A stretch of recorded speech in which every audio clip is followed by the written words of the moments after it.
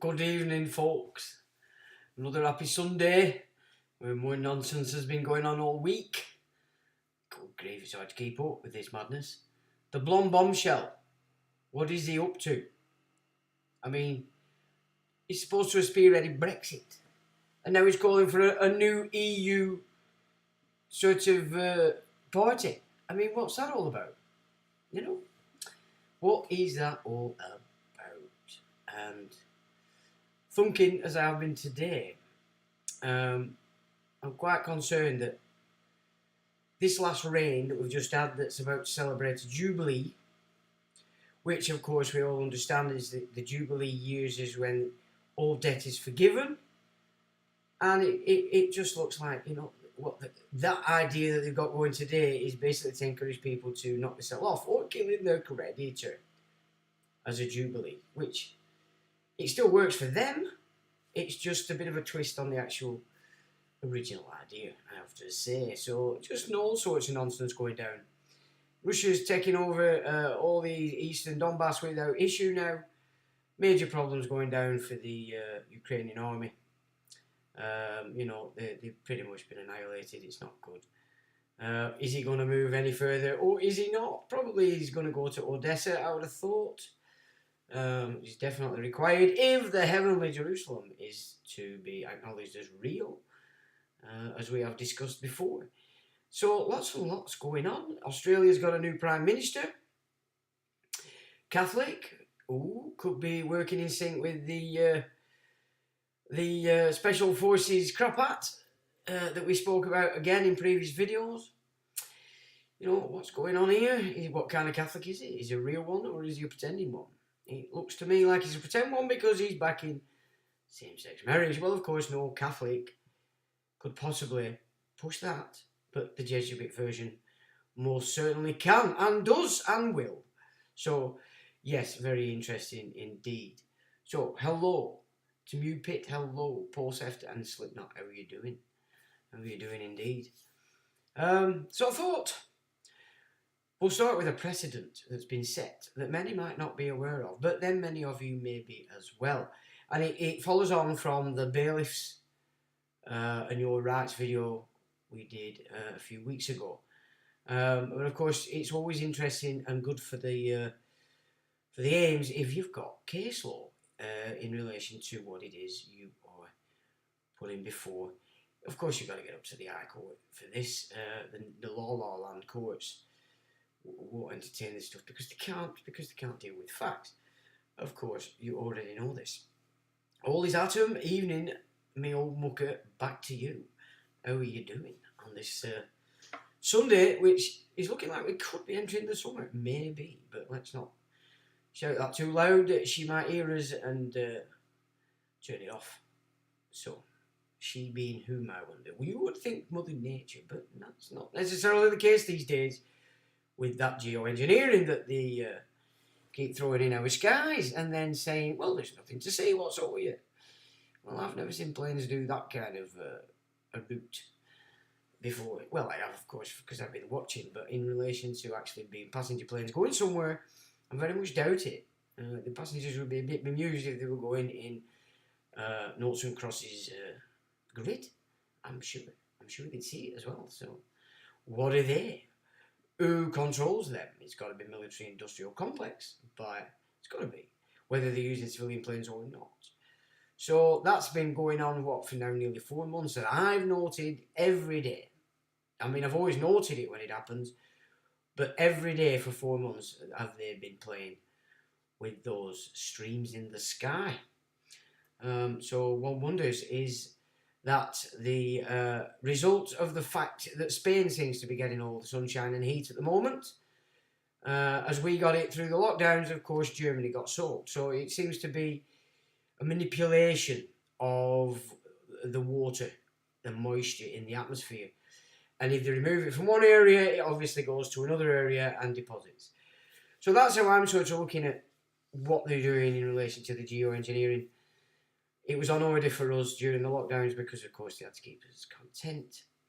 And now it's Spain's turn, it would appear. For what, I don't know, maybe droughts, etc. Bit difficult to cause droughts here on Blighty because, of course, it pisses down most of the time and all the aquifers are absolutely full to brim. Whether they're running them off or not, again, could be possible. Really, relative to some of the info I know personally and experienced in these tunnels that they were building when I was a youngster, that we sort of lived down in the weekends because we were nosy. Did appear one year when we had a serious drought, or it was dry and hot, but yet when you went up to these tunnel systems, which were 10 foot round, they're not talking small fry, the water was running out of them like you wouldn't believe, as though we were having torrential rainfall, and that was in the middle of what we'd have called a bit of a dry spell. So I've wondered whether they're running off the aquifers as well, in order that they can succeed in having Blighty run out of water that's available to the population, because it would be a very difficult thing to achieve, without a doubt. So, what is it I was saying? So if we have a look at... so this is case law now, in relation to your powers, in order you can keep the numpties in the place at the door that we call bailiffs. So this is a piece from the Big World Tale, and it's March 24th, 2002. It's not telling us who's written it at the top. It says, man is tasered and punched in the face by police as he defends home. The moment the man is tasered and punched in the face by police while trying to stop his house being repossessed, as he's cleared of a fray after judge said he had the right to defend his home and officers had entered unlawfully. Robert White, 62, was punched and tasered when officers smashed into his home. Maidstone Crown Court judge ruled trespassing officers entered unlawfully. Mr. White was cleared of a fray and he had every right to defend his home. More than 20 supporters attended the clap and clapped the judge out of the court, so that's good. And it says, a homeowner facing repossession was cleared of a fray after a judge told the jury he had every right to defend his home against two policemen who entered illegally, punched and tasered him. Robert White, 62, barricaded himself inside his home in Sheerness on the Isle of Sheppey in Kent when officers, bailiffs and locksmiths arrived with a county court warrant for eviction. Officers said that he was aggressive and swinging a 2-foot-long wooden club. Claims Mr. White denied. Judge, so the police are liars, you know what I mean? They'll talk. I mean, I experienced that in 2014. If they don't get what they want, they'll make it up. And you know, that's a fact. They do this. And they're happy to do it. So that tells you the character of the kind of people that they've got in the police today. Judge David Griffith Jones, QC, remember that name, he's obviously a good fella and he still sees England as in existence and law. Judge David Griffith Jones, QC, found police had entered the defendant's home unlawfully on February the 5th, 2019, and Sergeant Russell Balmont was essentially a trespasser and an unwelcome intruder. So this is a sergeant. He told the jury at Maidstone Crown Court it didn't matter the sergeant was a police officer and the defendant was entitled to remove him. Sorry about that, chaps. He told the jury at Maidstone Crown Court it didn't matter the sergeant was a police officer and that the defendant was entitled to remove him with reasonable force, which we saw in the case law in the bailiffs. If force is being used, you're allowed to use the same in response. Robert White, there he is. There's the guy. Well done, you. Robert White, 62, outside Maidstone Crown Court, and he represented himself and was cleared of a fray. The court was told that after Mr. White did not answer the front door, police went round the side of the bricklayer's home and used an enforcer to smash the bottom of the door. So that's that implement that Gavin was had thrown on the floor and sort of departed from its facility to make it look like he wasn't actually with nothing to do with him. And that's the video when I got arrested on the New Year's Eve 2020. So if you want to get an idea what that is, you might want to have a look at that video. Mr. White told the court he was at his front door when he heard the crashing noise and, fearing for his safety, grabbed the piece of wood, which you would, or whatever else you've got. What he described as a varnished ornament. So he says it was a piece of wood that was actually a varnished ornament. Mr. White told the court, as I walked around the corner from the hallway, I briefly saw Sergeant Balment's head poking through the broken door. I walked over and picked up the 2-foot square panel and attempted to block the unlawful entry by Sergeant Balment. I believe I had the right to defend my home. I was not swinging any weapon at any officer. As I heard the smashing, I was in fear for my safety, which you would be. I knew there was police outside, I knew there were bailiffs outside, but I didn't know why they were smashing the door in. As far as I was concerned, it was meant to be a peaceful entry. The weapon, as it's been called, was an ornament. It has a hook on it, and I had it hanging up by the front door. I have several similar ones in the house. I find them and varnish them because it's something I do. At no point did I swing at Sergeant Balment. There was no breach of the peace. Well, there was. They just smashed your door in there. After being told to get out of my house by Mr. White, PC Dunn, who was assisting Sergeant Balment, pulled out a taser and used it twice. Officers then stormed the property where they subdued Mr. White, punching him in the head twice in the process, and arrested him on suspicion of a fray. How can he... I mean, the mentality of this new police and crime commissioner police force. You know what I'm saying? Parading as constables, remember, folks. Which is why it's so important that anytime you interact with these people, first thing that happens, doesn't matter what's coming out of their mouth, is, are you on your oath? I'll see your warrant card. Because until they've accomplished both of those, answered those questions and produced the warrant office card, you are not dealing with a constable. You do not need to interact with these people. They are a foreign force on the land because they're a private corporation now, albeit Lancashire County Council and the police coming under the Blues and Twos credit union, which is a sort of society, now said to be being controlled by IBM. Interesting. My opinion on that, when I looked into it, was that if that's the case, we could be looking at the Grosvenors from the American side getting its oar into the Duchy of Lancaster, and through that controlling all the assets and liabilities of Lancaster County Council, and of course the police. So, foreign force on the land, and as we've also seen now, the World Economic Forum has its own police force. Who they're made up of is not clear, whether they're hired Swiss police or what, but the uniforms they're wearing are certainly not anything to do with the Swiss police.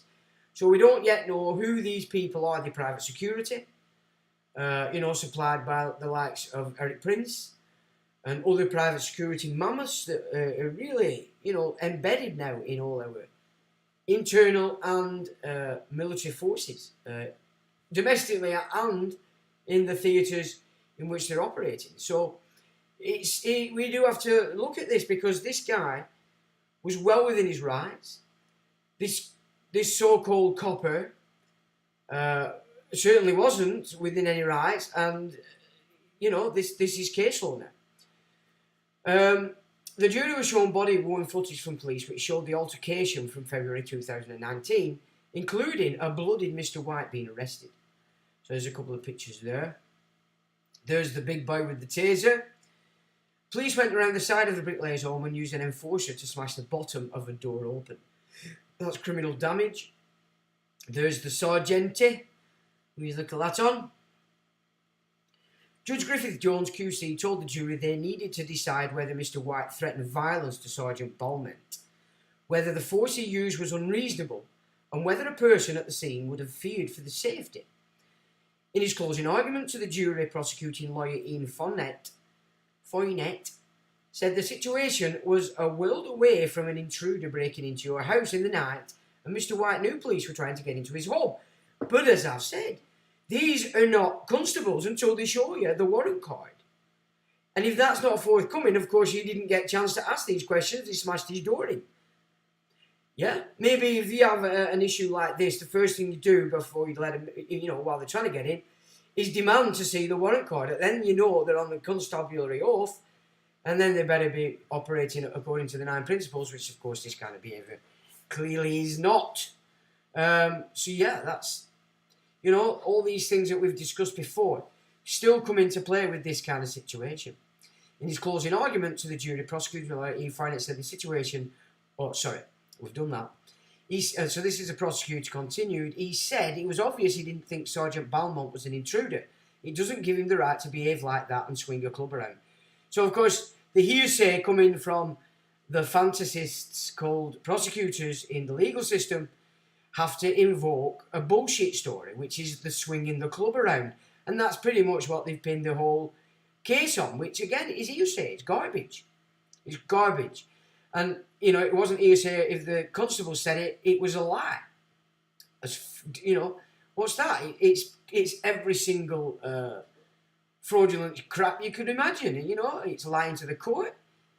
It's pretty much everything. But I'll bet this Mr. Sergeant Superman doesn't get thrown out of the police, which he should be, because, of course, we're paying for it. Mr. White, who was representing himself, told the jury, my life has been on hold for 3 years while this came to court. It's been like a prison sentence itself, and it is. It's a terrible situation to be in, when these bums are all over you, on garbage and hearsay and fantasy. But you know very well, you go to these first imbecile courts, and they're just going to support all that comes before them, because you've walked in there as the dead trust. You're going to be represented. You're dead. It's the final chance for me to get justice. PC done tasered me twice, and I was punched in the face twice before being handcuffed. I mean, this is a 62-year-old guy. Do you know what I'm saying? These coppers are youngsters, apart from the sergeant. He's just obviously an idiot. They're just violent thugs, and they enjoy it. They're quite happy to just 0 to 60 in an instant. They're just bullies at the end of the day. And these guys have to be seen in this way by the militia mind, because as a militia under England, it is a duty incumbent on you to service the law of this nation, not government garbage or policy, as the 9 principles state, nor to pander to public opinion. So it doesn't matter that the government have got the opinion of the baby boomers and a big chunk of the Generation X because they don't know any better. That's public opinion. And this fake, false, statutory government policy garbage on which these officers are running, again, is policy. And militia mind needs to understand that that doesn't carry either. UK, yes. England, no. It doesn't carry. The service of law. And if you're new to this, you might want to seek out an earlier video I did. It's quite low down in the account on the 9 principles of law enforcement, because that is under what a constable operates. But the duties incumbent on a constable are also incumbent on the citizen. Okay? It's so important because all these things interconnect if you're going to pull in English law. When reading the facts of the case, Judge Griffith Jones QC highlighted how Mr. White didn't strike or touch any of the police officers who were left without a scratch, and said the incident was over in an instant. He explained Mr. White wanted to contest the warrant for possession order issued by his mortgagee owner RBS. Well, we all understand now what mortgages are all about.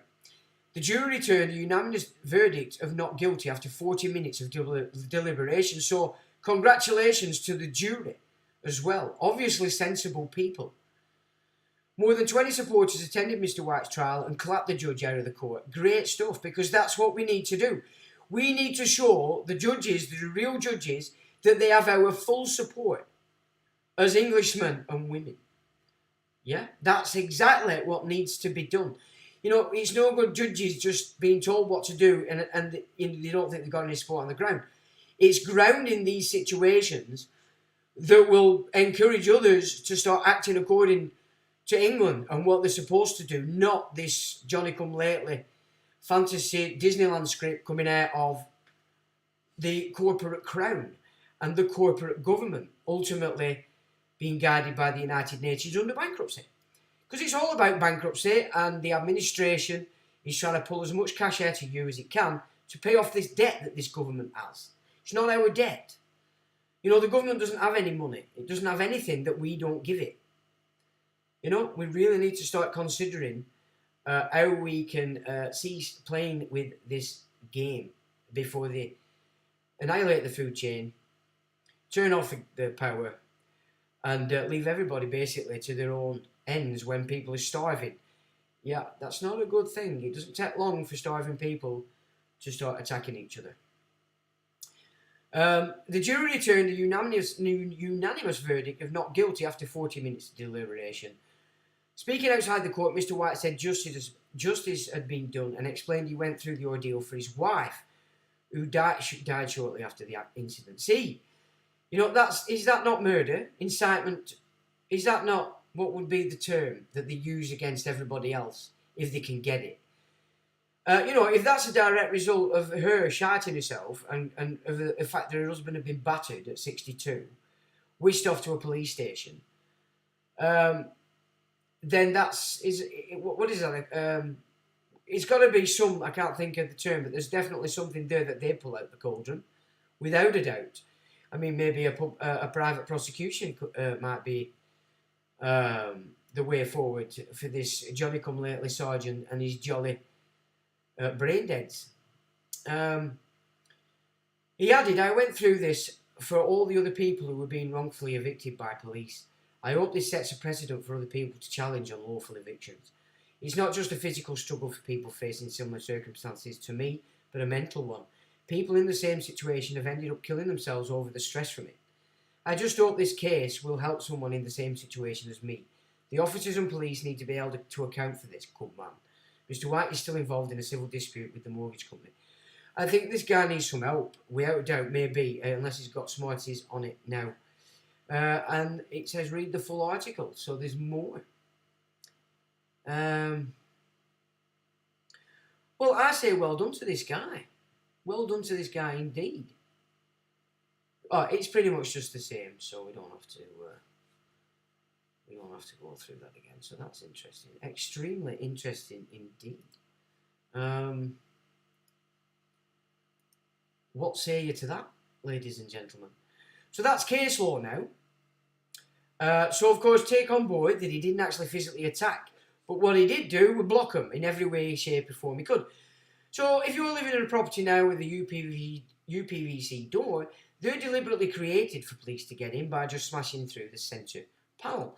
Maybe you want to start putting some of your own security on the inside of your doors so that can't happen. It only takes metal bars that way or this way, whatever you want to do. But he's clearly there, he's stating that you have the right to defend your property. But he made it clear that the fact that he hadn't actually lamped any of these officers, which in a situation like this you wouldn't need to do, because you'd have this as case law. So if you followed suit, i.e. you're not letting him in and you're using reasonable force, i.e. whatever, but he didn't actually attack them, there's nothing wrong with that, because that will work for you in a trial by jury. Remember again, you don't want a jury trial. A jury trial is where the judge tells the jury what they can and can't do and what can be admitted. A trial by jury is English law, and that the judge can't do anything. He just has to ensure that the laws are applicable to the situation. So jolly groovy and good. I think that's excellent, and it does follow through from the bailiffs one we did. What you're saying? Good evening to everybody. Portugal have had it very dry. Yeah, that area has definitely been hit, isn't it? And further up and to the west, which is where we are, we seem to be pulling down north winds, which is why we've had this inclement weather this week. North winds, we don't usually get north winds in the summer. It's usually south southerly or westerly, always westerly.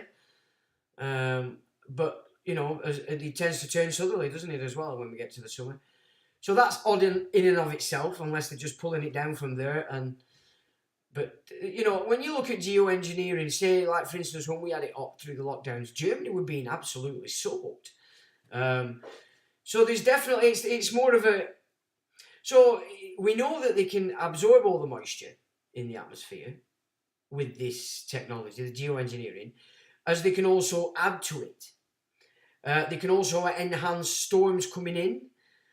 So of course, if they're just shifting moisture, then obviously it has to go somewhere else, and then it'll obviously accumulate and fall. So it does make sense that, you know, if one's getting one, there's got to be somewhere close getting the opposite. So that's worth keeping in mind on this stuff, because they've been going demented with it. So they've been really controlling things, weather-wise. I mean, all the time, but specifically for this last 4 months or thereabouts, I've noted every single day huge amounts of it in the mornings, straggling in the afternoons, and then again intense in the evenings. And what they're doing at the night, I don't know, but they've definitely been seriously manipulating, or they are using those technologies to launch these twisted bugs and associated side effects. We don't know. It's a potential. But I do remember studying that in the day, and it was pretty much seen from their own data that it was not the best method of moving biological thingies, because of course the wind just takes it all over. But it is successful doing it from the coast through ships, by ships. Very successful there, which they carried out across the south of England in the 50s, and I think again in the 60s, and pretty much a lot of people in the south of England were knocked off with lung issues, lung cancers, etc., etc. I mean, I've got there's the actual data for that, and I think it's probably on the website. So that's that case law, which is very interesting. So it's Robert White, Maidstone, Kent. That's what you want to be looking for. I haven't actually found the actual document yet, which will be interesting to find. If anybody does find it, can you bag it over to me on an email there, you know? Greetings from America. Oh, hello, America. Forrest Gully, well done for coming on. It's good. We don't seem to get many from America these days. So, yeah, it's always good to have people in America at least taking note. And collapsed finances. Well, they're up for that, aren't they? But as I said, just keep in mind that when they last tried to shift, it was actually 60 trillion worth of assets off the LIBOR into the SOFR and failed miserably. And they sort of postponed it till 2023. Not particularly sure which quarter that it was. I don't think it said actually, but we might have a bit of a breathing space. But they're collapsing all sorts of nonsense, aren't they? Just wrecking it. But then it wrecks because people follow their lead as well. So I suppose it depends where you get. If you're into stock, depends who you're taking your lead from, really. So yeah. Greetings from America. Yeah, lots of blessed rain we've been needing so bad, especially the trees. In America, have you? Well, yeah, that's good. You do, yeah. I mean, I think the thing is, you'll get your normal weather when they leave you alone as well. They're always constantly manipulating. I mean, I keep an eye on this one particular guy who goes through a 16-day forecast of weather, and he is in America. He's in Missouri, and he'll pull up all the satellite images of weather, atmosphere, sea temperatures, etc. And through his show, you'll get to see all what's going on, and then he goes through the next 16 days. But he's shown clearly that the biggest problem we've got with this geoengineering, or let's say pollutive geoengineering, comes from the oceans. They're called bunker fuel trails, these, and they're huge. So, I mean, it's just ridiculous. And America, especially Washington, this is on the East Coast, British Columbia in Canada, right down California, are consistently just being put out in this massive amount of garbage, bunker fuel shit spewed across them. And he's also gone through how, just by doing it in that area, they've been creating loads and loads and loads of rain in the mountains, which is causing landslides, while keeping parts of California extra hot and dry. And then they're firing it. They're setting it on fire. And then there were, a few years ago, a lot of furore about these lasers that seem to be coming out of the sky and just setting fire to homes that were in the middle of nowhere. You know what I mean? So again, you're looking at that kind of stuff. And melting cars on the road. And burning nothing else around. And then there were images of lasers.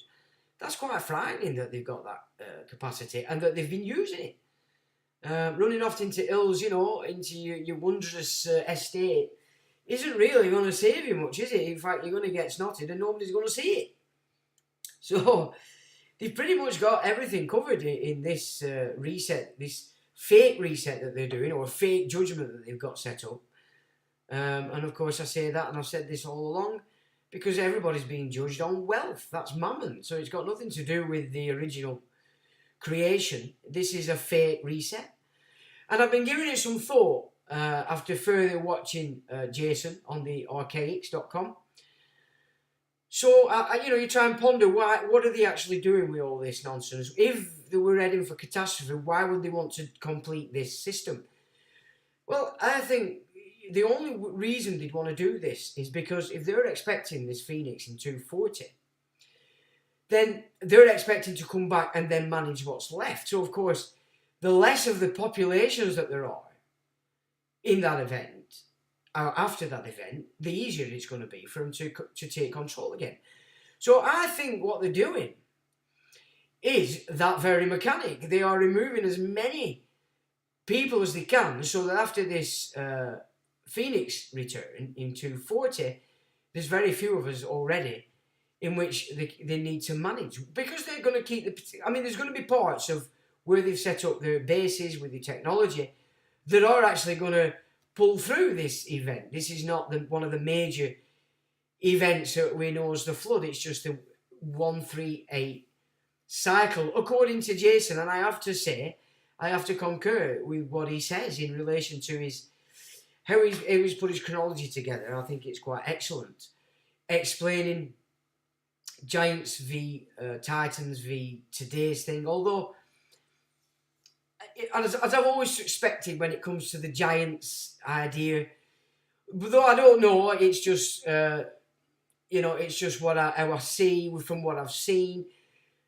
And recently I watched a Navajo guy explaining Navajo mythology, and he was specifically speaking of giants and saying that yes, there were giants out there, but not as we see them. It was more the way the Navajo taught the children. It's that these fears that we all get as we're growing up have to be conquered.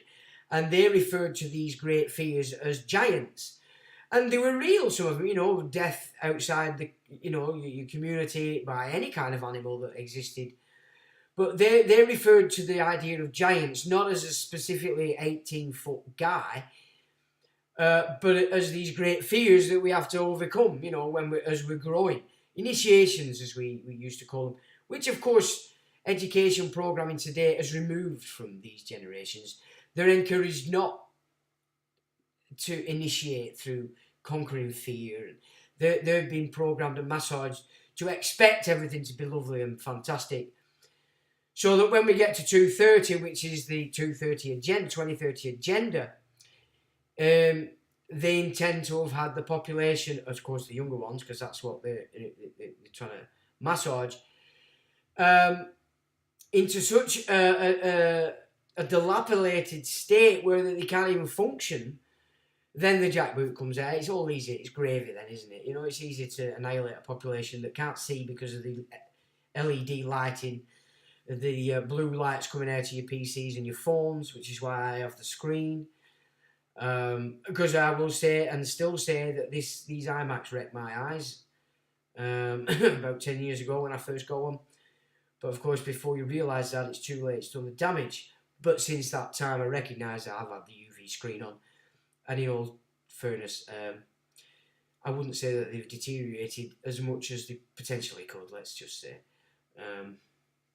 So yeah, they're going all out to remove our ability to actually move against these moves after 2030 when they're intending to launch the jackboot for real, in a ridiculous way. Which then gets into the Noahide, you know what I'm saying? You remember the Noahide laws are only for the Gentiles. It's not for those that they class as okay. These Noahide laws is only for the Gentiles. Nobody else, not the ones setting it up. Yeah, and people forget this. And I was just having a little look at some of the Gentile stuff today. In fact, we'll have a little look because it is important stuff, and I think, let me just see where I put it.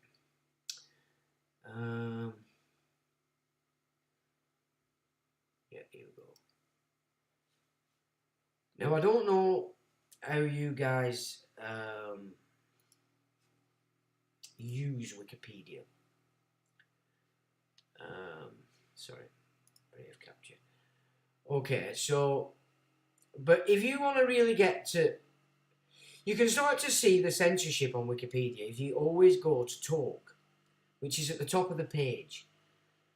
Yeah, it has the Wikipedia article, and then next to it, it has talk. Now, if you go on there, you're getting things that have been removed from the actual article.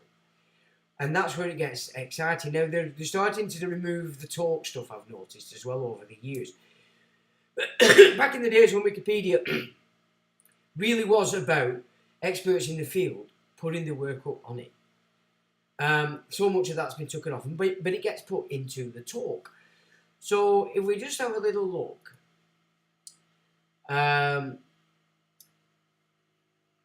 so this is the talk section. So if you can see up here, it's article. So if I flick it to article, there's what you'd get if you looked normally onto Wikipedia. But if you go to the right, hit talk, then you start to get into the censorship, what's been removed, etc. And you can get some interesting data that, of course, the article doesn't want you to see. So it begins Hebrew and English versions. He said, I find it, this is somebody, and they've had it removed. So they said, I find it very strange that the Hebrew and English versions of this page give a different set of laws. And it says, preceding his unsigned comment, and that were added in 2010. Somebody said, Cloud, could you clarify which differences you find particularly important to address? And it says, for starter, the first law is not to worship idols, but to worship Bible God. Therefore, those who are let to live a slave race are Christians and such, not atheists. And that again, so that's been removed. Okay, so this is in 2010. For start, so he didn't respond until 2010. So he left it a bit. Noahides and Gentiles. It says, with superficial knowledge, one can think Noahides refer to all humans, which, as I've said, they're deceptive. Because when you look at them, they don't look bad. However, it says, with superficial knowledge, one can think Noahides refer to all humans, but that is simply a mistake. It only refers to Gentiles, who have to keep the 7 Noahide laws, but not on Israelites, who have the oral and written Torah as law. Well, the people running this system are not Israelites.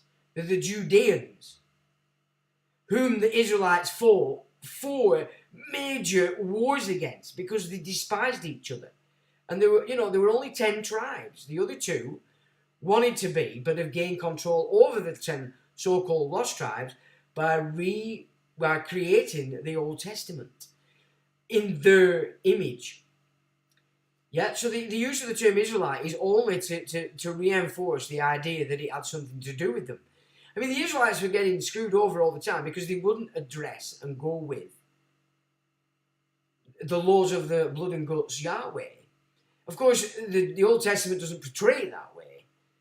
And of course, they've used this invention of Moses, which just basically is a copy on Sargon of Sumer. You know what I'm saying? It's all, they've just nicked it all, mashed it up,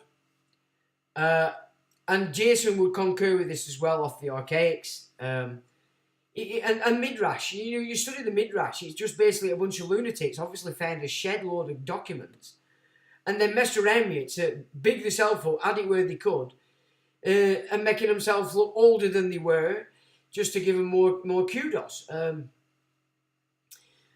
And so in relation to what we've just been talking about, how it just refers to Gentiles who have to keep the 7 Noahide laws, it says the Noahide, but not on Israelites who have their oral and written Torah law as law. And then for reference for that, you check out the Sanhedrin chapter 7. The Son Esau edition, Talmud Bavli, can be found here, and he gives you a link. Okay, so there's a link there. The Jewish law incorporates the 7 Noahide laws. You are correct, and the term Noahides does not usually include the Jewish people. Is that a problem? Well, of course it's a problem. Because they're the ones that are going to be governing this system. And they don't like anybody. They don't like anybody that's not as themselves. But of course, we have to go back to the Bible and recognise, especially the New Testament, that we're dealing with people that claim they are Jews, but are not. Khazarians, yeah, Heavenly Jerusalem, Ukraine. So, you've got to keep, when you have an idea of studied certain things, you can start to piece it together in a way that starts to make a bit of sense, Now let's have a look. There was something at the bottom. Right, so it says, some of this seems contradictory, and it's an edit, and it says, the sons of Noah are to be executed by decapitation for most crimes. So, because the Gentiles are under the laws of Noah, then we're dealing with the laws that are going to be dealing with the sons of Noah by this priesthood. So I'll say it again. The sons of Noah are to be executed by decapitation for most crimes. Okay? In Jewish law, the only form of blasphemy which is punishable by death is blaspheming the ineffable name. And that's Leviticus 2:4-16. Right? So there you can see that the sons of Noah are to be executed by decapitation for most crimes. Now we've also discussed that the term decapitation in Roman law is also used in use of decapitating yourself through the use of your grammar in relation to your standing. Yeah, all caps. It's language of the dead. Yeah, you know what I'm saying. So you've decapitated yourself the minute you do that. You get into Roman laws itself, and even to use a capital letter to begin your name is a form of decapitation. I've got it on site actually. I can't remember it all offhand, but cognomen versus nomen. It's this kind of situation where you're actually decapitating you or forming your standing or presenting it based on the grammar alone. It says, I'm just confused. Are people to be executed for most crimes? Or is the only crime punishable by death blaspheming the ineffable name? So I just thought that were interesting. And of course it's Wikipedia, so I can't see. It'd be interesting if anybody got excited over that. Now, of course, it's been taken out of the articles by later editors, which we know have all come out of such as 8500 Brigade and 77 Brigade and organisations like that, whose sole job is to edit Wikipedia. So I just thought that might interest you. Oh, did I not send that over to you? I didn't send that over, did I? So, did that disappear? Oh, for God's sake. But you can still hear me, can you?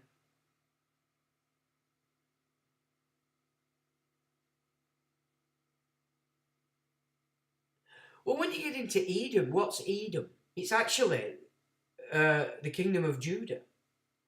Yet, the kingdom of Judah have switched it around and said it's Rome.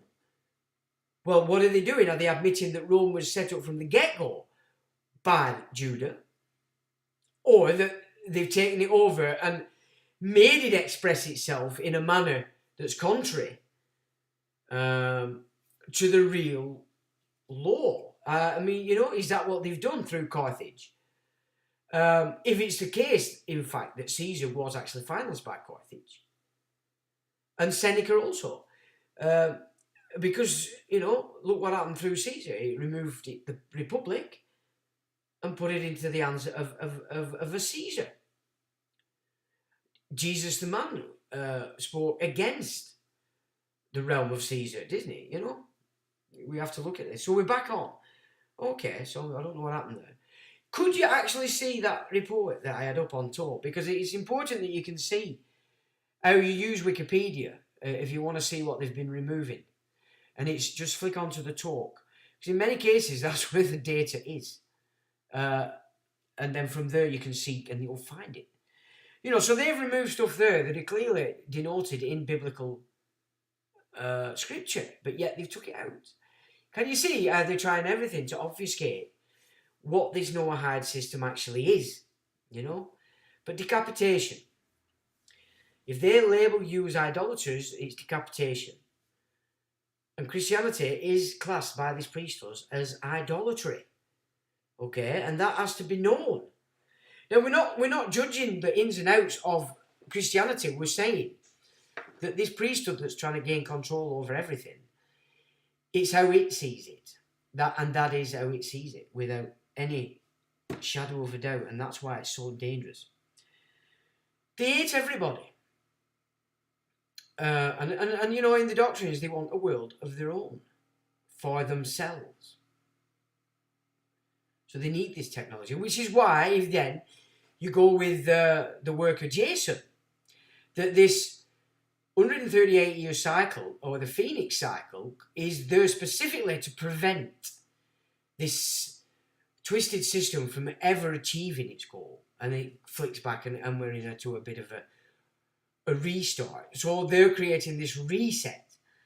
And I really think that it is to get rid of the population. So after this event, there's very few of us or you left for them to have to manage back into a system of their image, which we can see what this system is going to be. It's garbage, you know what I'm saying? It's got everybody to commit suicide. Well, a lot of people to commit suicide, create themselves customers of, you know, we know what we're saying. So you can see it now. Well, that's creepy. Hello to everybody. Show nothing. We had a black screen. Oh, well, I don't know what to say about that, but it seems to be back. It's just when I open a browser, it does seem to suck more juice. I think the computer's lacking in the power required, perhaps. Now, what else were I going to do?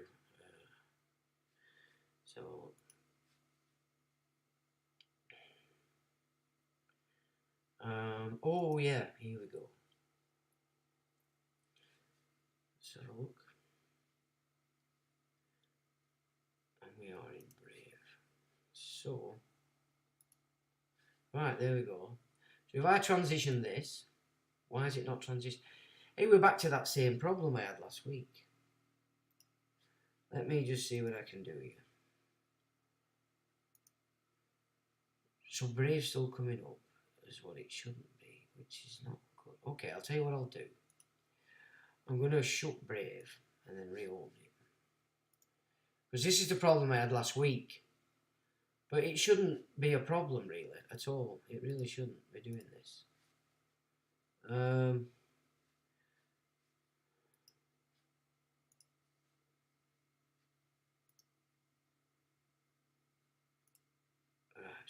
so now I'll open Brave again. See what happens.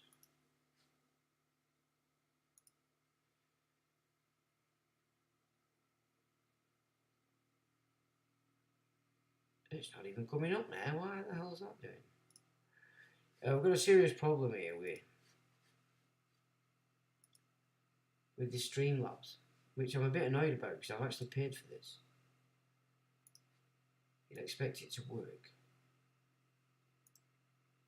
Brave's not even coming up. Well, that's ridiculous. That's absolutely ridiculous. Alright.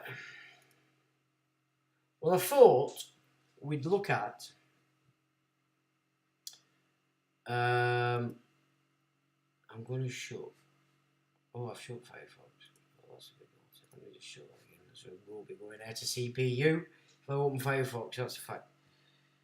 Yeah, she's going to load. She's gone right up to the top. I mean, CPUs on this is just demented. A minute. No, so this is a report I did.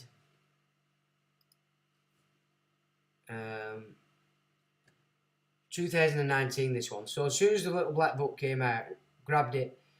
There's also the redacted version on here as well. It's a very interesting piece. You can see that. Brilliant. Let's have a look. So I'll throw down that because that's not playing out, and we need Safari. Okay. So I put this together August 2019 when this little black book became available. So I'll just read it because I can't even remember what I've written, but more importantly, you're going to start getting to a few lists because it's interesting. So there's a word of caution. The book uses capital letters when it should not. This could be a trap in order the wrong people are seen as part of this supreme act of compromise. Check and double check you have the correct people before you make written reports. Remember, we are dealing with word wizards. So that's just a caution for people just seeing a name and automatically assuming that it's the name they think it is. Always with then, because this has only just come out, you had to check it and double check it, otherwise you could end up getting into a bit of bother. It says the black book and flight logs are the tools for working out what and who became compromised at any given time for the global intelligence network to secure their aims. The results when achieved will be revealing. When you look at the Prince Andrew tale, nothing adds up, given the accuser was 17 at the time and paid $15,000 to shag him. Was it a cover for the bigger fish in Donald Trump? Well, I say it was.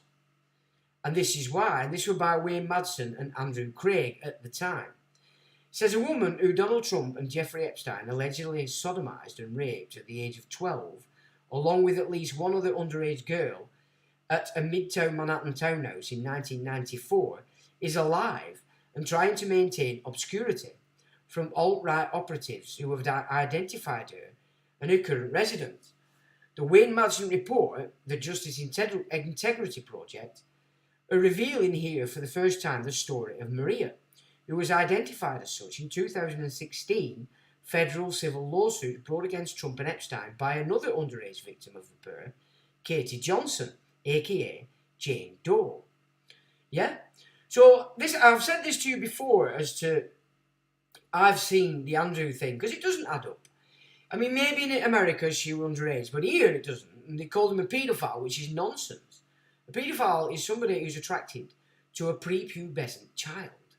If anything, he's a hebephile. But at 17, that's not how it's seen over here in Blighty. No, don't get me wrong, I'm not in support of any of, Andrew or any of them. But we have to, if we're going to deal with reality, we have to at least make sure we've got the facts in the mix.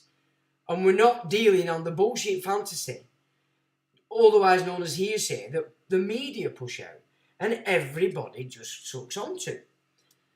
So there is the reason why, in my opinion, and in the opinion of Madsen, I would suspect, that all of a sudden Andrew was thrown out before the wolves or the lions to cover and stop this because Trump was still in power. And that's why. So if you're looking at that, then you can see that our royals here, his current family, are so embedded in this system. They throw one of our royals out to cover and protect another blonde bombshell called Ronaldo the Trumpet in the old US, or America, as I like to refer to it. Of course, the United States of America is a corporation, and we don't like corporations. The product of a month-long investigation that took us to the site of the girl's kidnapping in Waterbury, Connecticut. This information comes from confidential sources in multiple states. They have been pursuing the mafia story since the 1994 incident was first referenced in Johnson's lawsuits. Johnson dropped the suit after she became the victim of physical threats by individuals who claimed to be Trump supporters, according to her account in court records. So this is court records. Jeffrey Epstein at Harvard University. The original tip came to WMR, which can report exclusively that a Waterbury girl, Maria, was the 12-year-old alleged to have been child rape victim of Donald Trump and convicted sex offender Jeffrey Epstein. The crimes allegedly occurred at a Midtown Manhattan mansion, then owned by Epstein's friend Lex Wexner. Okay, well, anybody that knows anything knows who he is. A billionaire retailing mogul. Maria was kidnapped on March the 19th, 1993, when she was 11 years old, from the front of Nash's Pizza in Waterbury. Nash's Pizza. Interesting pizza. We know about pizza again, don't we? The girl's kidnappers were involved in a child trafficking ring that provided abductees to wealthy individuals like Trump and Epstein in Manhattan, according to our information. And then I had a video of Epstein's lawyer Alan Dershowitz on Chabad Lubavitch in Soviet Russia. And Epstein, you remember, Alan Dershowitz, Epstein's lawyer. And he was speaking about Chabad Lubavitch in Soviet Russia. It was an exceptionally revealing video. But at the time, I didn't used to download videos because, of course, it takes up too much space. I wish I had, but never mind. So that video is now unavailable. Now we get to the book of the compromised elites and celebrities. And we can say without doubt the following have done as they are told. So, you've got to look at this. And it's the same with Jimmy Savile. Another blackmailer, controller of a huge and powerful satanic network. Responsible for the Yorkshire Ripper murders in the 70s. All these incidents that were going on back then that terrified the entire population tie back to a network same as Epstein's, but obviously run by Jimmy Savile. It's all the blackmail and has given them this ability under these last few years to demand of these people. They support stuff, they speak about stuff, they get to come back when they've been out of the celebrity world for quite a long time, pushing an agenda. Now, this list, so we've got, I broke it up. I didn't go mad with this list because obviously I just thought I'd leave it for people to find this out, because the whole books are there, even the unredacted, which gives addresses, etc., etc. Now, the kind of people we're talking about that are in this little black book: Tony Blair and Alistair Campbell. Alistair Campbell, the spin doctor, for the Blair government, which was actually the Gordon Brown government. He's the dark Bolshevik, Gordon Brown, the guy who sold our gold just before it went through the roof. That was a serious hit on this nation. Where were all the baby boomers, experts in the field? Playing with yourself, doing the garden, bird watching, and going on holiday. Because they sold everything out so they could retire at age 14. Of course, I'm pretending they retired in the 50s. Without a thought for their offspring, for the nation, and the future of everything. Because that's just the way they roll. And I'm afraid Gen X are appearing to be following suit. The Right Honourable Bruce and Penelope Blossom. So that's honourable, not right honourable, but honourable, sorry. Andrew Neil, the BBC journalist. Andrew Neil on Epstein's Island. Or at least in the book. So not necessarily on the island. Charles Pearson, David Putnam. Lucinda Royal. Jamie Sainsbury. Toby Young, who is throwing himself out as a truther. You must listen to me. That guy who was so connected to the likes of common purpose agendas is unbelievable. We did quite a bit of work on him back in the day as one of these up-and-coming groomed flea bags. John Mayhew, Martian Fiennes, Fiennes, that's it, innit? Is he Ralph? Oh, and Ralph Fiennes. Oh, so Ralph and Martian Fiennes, okay? And Susanna Fiennes. And Hugo Ferranti. Bernie Eccleston. Oh, Bernie Eccleston, eh? David and Lady Karina Frost. David the Frost, eh? Jonathan Dimbleby. Richard the Branson. Well, he's pretty much got his own version of that on his own islands, hasn't he? As Johnny the Rotten said when he was still at least had a brain cell, Richard Branson's a fascist. John and Alice Faye Cleese. So that's Johnny Cleese, you know? What are you doing with Epstein, boy? And why has he got your number in his book? Because that book's still alive and kicking, and I'm pretty sure the blackmail still goes, because that's why they took Epstein out of the mix. I don't think he's dead, but they took him out of the mix. But the books and the blackmail thereof is still in force. Phil and Orianne Collins. Philly Collins, the Mason, who's now give up the drums because he's an old-timer. I'll give him his due. Brian Ferry, who all of a sudden came out of nowhere again, if I remember rightly, into the Tonga 2. The little ginger shitbag Chris Evans. An Epstein baby. Viscountess Marina Cowdray. Oh, we know quite a lot about that one. Charlie Althorpe, and that's Princess Diana's brother. You know, the one that didn't cry when they pretended she'd been shoved in the middle of a lake. Of course, we have no evidence to the fact at all that she's dead. We've never seen a body. Viscount William Astor. That's money and power in this country, and was a power when the Third Reich were ramping all over Europe. I don't think it's changed since those days. Princess Hermione de Clermont-Tonnerre. Prince Andrew, which we all know about, poor Andy, the scapegoat. But important with this, people need to recognise, somebody that runs all this sees a royal in this nation as beneath the likes of the blonde bombshell over the pond. Yeah? And we've got our own blonde bombshell in the Bariso. I'm not liking what I'm seeing coming. But again, it didn't matter. Whoever's in would do this. Got to see that. It's not just him personally. He's just bad that he's going to do it. But if he'd gone through this Partygate stuff, the incumbent would be carrying out this thing. And Boris would be off the hook, as it were. The Duchess of York. Oh, dearie heck. Yeah, what she does? Didn't she like toe sucking, that one? You remember rightly?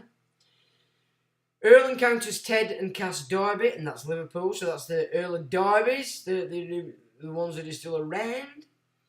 Yeah, that's the Stanleys, you know, the House Strange, or the Earl Strange, I can't remember what name it were, that we went through the other week. Sir Anthony and Lady C. Bamford, Lord and Lady Beaumont, Lord and Lady Guildford, Tamara Beckwith. She was mates with that nut job, weren't she? I did like that other one. What's she called? Prince Charles's goddaughter, I think. What's she called? She used to crack me up her. I quite liked her. Miranda and Steph Dunbar Johnson. Baron Bentink. Nikki Caledon, and that's Caledon Castle, my apologies. So Nikki Caledon. Debbie and Bola von Bismarck. Vanessa von Bismarck. Oxford College Balliol. So who's he got there then? Conrad and Barbara Black. That's the Hollinger group. Jeremy and Deborah Allen Jones. Robert and Alex Appleby. Simon Astor. Helen Aitken. Mike and Amal Atkin. Danny Baker. Danny Baker, the little fatty. Peter Bark, Nikki and Eric Ashley, Lorinda Ash, George Alice Bamford, and that's SCB Partners, Clive Bannister, Nicholas and Gretel Barham, and that's Arlington Group, that's a monster, Peter Barnes, Craig Barnett rather, Hilary Batstone, have I got that twice? I might have, sorry, or Hilary Batstone, I don't know. Tim and Natasha Batstone, Tara Bernard, Robin Burley, Annabelle Bond, Samantha Boardman, Serena Boardman, Ashley and Allegra Hicks, Arthur and Kathy Armstrong, Victor Arellano, Mark and Lauren Booth, Christina A. Booth, Rick Rourke, Hamish Bowles, Caroline Brain, Katie and Serge Brain, Tanya Burver, Hamish and Emma Bullock, or Buller, Jules Burney, Charles Butler, or Charlie Butler, Terry Button, Robert Bing, Elaine DeCadnet, Nicholas A.C. Candy, William and Karina Curry, Sophie Carruth, Michael and Charlene Carvalho, Simon Case, George and Pauline Case, Albie and Victoria Cater, Mark and Minnie Cecil, Aurelia Stevenson Cecil, Dr. Mark Cecil, John and Lucy Chenvix, Gioconda Siogna, Gianfranco Siogna, Linska Clarac, Graham and Emma Climpson, Lucy Clive, Mandy Cochran, Nicholas and Georgia Coleridge, Henrietta Conrad, Susanna Stenberg Constantine, Rachel Cordell, Rupert and Camilla Cordell, Harry Cottle, Sophie Crabb, Henry and Tataria de Abo, Jennifer de Abo, Sophie Dahl, William Dartmouth, Jeff Davis, David and Linda Davis, Michael Davis, Alexandra Dixon, Alex and Susie Dolby, Allegra Dunn, Bernard Dressman, Peter Dubbins, Philip and Dominique Dunny, John and Charlotte Duthie, Lucinda Edsel, Andrew and Tracy Edwards, Jonathan Elian, Johan and Amanda Elash, Charlotte and Amanda Ellingworth, Ben Elliott, Annabelle Christina Estrada Jufal, Sally and Brooke Johnson Faber, Charlotte Fairburn, Catherine Fairweather, Ambassador and Lady Fairweather, Armado and Jasmine Fakri, Danny and Christine Fakri, I might not be saying that right, Mrs. Fowler, Christine and John Rob Fowler, Olivia de Fallertons, Terence and Cornelia Faulkner, Fiona Feely, Ellen Felix, Christopher and Charlotte Fig, Charles Finch, Mook Flick, Nicola Formby, Rocco and Alal Forte, Andrew Fox, William and Lucinda Fox, Matthew Freud, Mariella Frostrup, Cosmo and Amanda Fry, Edwina Fyson, Michael Garland, Jeremy Garson, Harriet Gall, Tim Geary, Jack Gelladrin, Emma Gibbs, Carolyn Gibson, Murray Glanville, Edmund and Eric Glentworth. But there's a lot more, as we've got Jimmy Savile, Prince Charles, Edwina Curry, Esther Ranson, Nicholas Fairbairn, Sarah Kaplan, Joe Dando. All these people. Leon Brayton, Jeffrey Dickens, Cliff Richard, Gideon Benningham, Victor Mishkon, Max Clifford, Shirley Porter, Robert Davis, Simon Milton, Miles Young, Alan Bradley, Julian Lewis, Gordon Englesser, Peter Lilly, Julian Shepherd, Lord Mandelson, Matthew Freud, Clement Freud, Margaret Hodge, Philip Martin Edmonds, Joe Kaluri, William Hague, Malcolm Rifkin, Keith Vaz, John Burko, Lord Janner, Cyril Smith, Alex Carlyle, Alison Saunders, Paul Boateng, Michael Carroll, Michael Beloff, Daniel Finkelstein, Gerald Ronson. You know, and that's from another source which I give there. You've got Ark Absolute Return for Kids, which is a huge mammoth which has spearheaded all these academies, which have gone through. The patron saint of that is Prince William. Ties into the Dutra affair, which was serious Belgian paedophile ring. They were into torture and absolutely everything ridiculous. That's all down on here as well. Now you've got the little black books. You've got the redacted and unredacted. You can download them as PDFs. And then you've got all the names that are not just UK. And there's a lot more for UK as well in there. But, I mean, you know, all those people who are watching is this shenanigans and fantasy game with this nut job Johnny Depp and his mad woman. And really, you know, this is where it's at, people. This is what you really should be getting on with, not being diverted off and away into another Pirates of the Caribbean kind of shenanigans, you know what I'm saying? So that again, I thought I'd just put that in the mix again because I know people know about it, but there's so much blackmail going on with, especially our system, because we've got the older guard in, and they're the ones that were involved in all this blackmail situation, not just from Epstein, but nuclear weapons, arms dealing, etc., etc. It's quite ridiculous that everybody's diverted onto this Johnny Depp thing, and then that's where it's at, really. So we're back on. Oh, good, you can see it. Good to see it. Sick puppet. They're all diluting the meaning and crime of paedophilia. Well, yeah, because it's paedophilia in its definition is a person attracted to prepubescent children. Herbal covers the youth, but at 17 in Blighty, you're way past, you know, consent. I think it's just America, it's a bit more excitable. So to throw Andrew under the bus like that to protect the blonde bombshell over there in the US is rather telling, is it not? Along with the image we have with Evelyn de Rothschild giving it the finger to Charlie Boy. And, you know, we have to think about this. So I was speaking with Rob B. I don't know whether some of you guys might remember Rob. Rob brought us all the council data, you know, what's going on in the